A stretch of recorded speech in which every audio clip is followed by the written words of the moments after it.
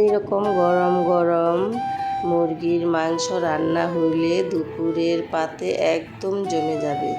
তো নমস্কার বন্ধুরা, জিএচি কিচেন চ্যানেলে সবাইকে স্বাগত।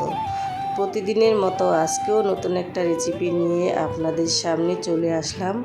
তো আজকে আমি রান্না করব মুরগির মাংস। তো প্রথমে আমি মাংসটা ধুয়ে পরিষ্কার করে নিয়েছি, আর এখানে আমি আলু কেটে নিয়েছি, আর পেঁয়াজ, রসুন, আদা এগুলো আমি ছুলে নিয়েছি। তো এবার আমি পেঁয়াজ, রসুন, আদা আর কাঁচা লঙ্কা এগুলো মিক্সি বাটিতে দিয়ে পেস্ট বানিয়ে নেব। তো এদিকে আমি গ্যাসের ওভেনে কড়াই বসিয়ে দিয়েছি। কড়াইটা গরম হয়ে গেছে, আমি তেল দিয়ে দিলাম।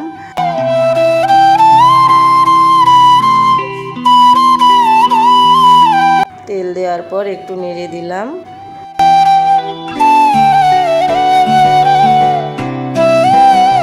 প্রথমে আমি আলুগুলো ভেজে নেব। তো আলুগুলো ভাজার জন্য আমি দিয়ে দিলাম। তেলটা গরম হয়ে গেছে।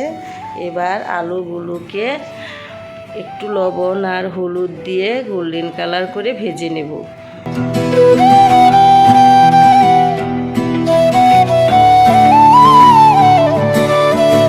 তো বন্ধুরা, আমার ঠান্ডা লেগেছে, এর জন্য আমার গলার ভয়েসটা একটু অন্যরকম হচ্ছে।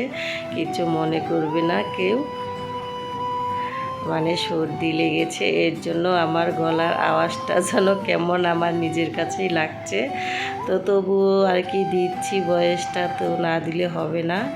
তো আলুগুলো আমার ভাজা হয়ে গেছে, এবার আমি তুলে নেব। তো বেঁচে থাকা তেলের মধ্যে আমি তেজপাতা আর শুকনো লঙ্কা দিয়ে দিলাম, এরপর গোটা জিরে দিয়ে দিলাম।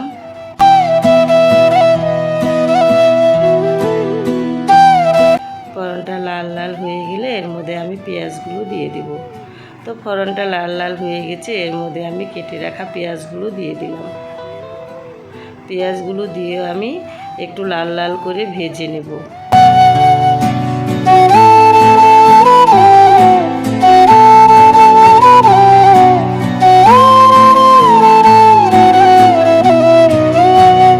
তো দেখো বন্ধুরা, পেঁয়াজগুলো লাল লাল ভাজা হয়ে গেছে, এর মধ্যে আমি পেস্ট করা মশলাটা দিয়ে দিচ্ছি।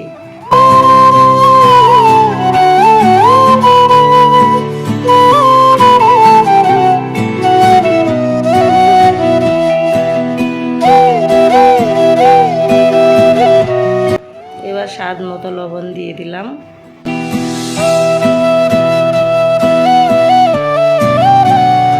হলুদ দিয়ে দিলাম।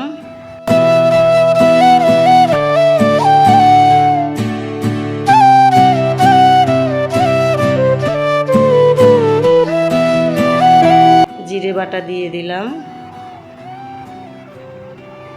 এবার সমস্ত কিছু একসাথে খুব ভালোভাবে কষিয়ে নেব।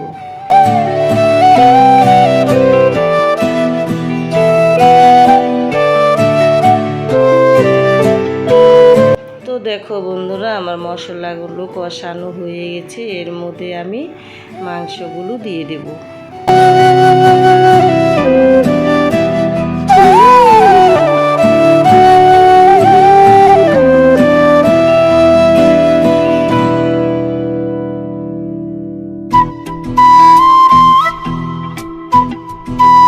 তো মাংসগুলো দিয়েও আমি খুব ভালোভাবে কষিয়ে নেব।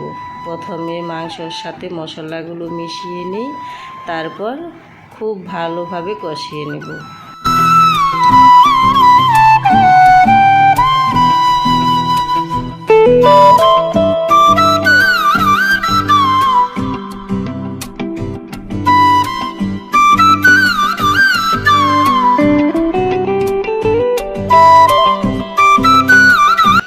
দেখো বন্ধুরা, মাংসটা থেকে জল বেরিয়েছে, কারণ আমি একটু ঢাকা দিয়ে রেখেছিলাম, মানে মাংসটা যাতে তাড়াতাড়ি গলে যায়, এর জন্য আমি একটু ঢাকা দিয়ে রেখেছিলাম।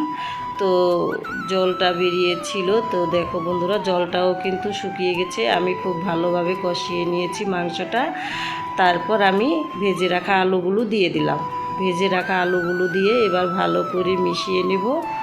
তারপরে এর মধ্যে আমি জল দিয়ে দিলাম।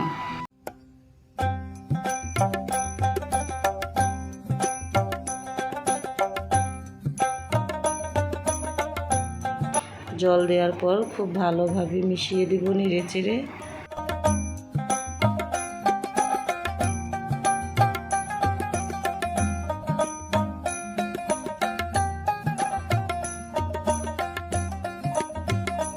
তো দেখো বন্ধুরা, আমার মাংসর ঝোলটা প্রায় হয়ে এসেছে, ঝোলও অনেকটা শুকিয়েছে। এবার গরম মশলা দিয়ে নামিয়ে নিব। তো গরম মশলা দিয়ে দিলাম, গরম মশলা দিয়ে একটু নেড়ে দেব, নেড়ে চেড়ে মিশিয়ে দেব।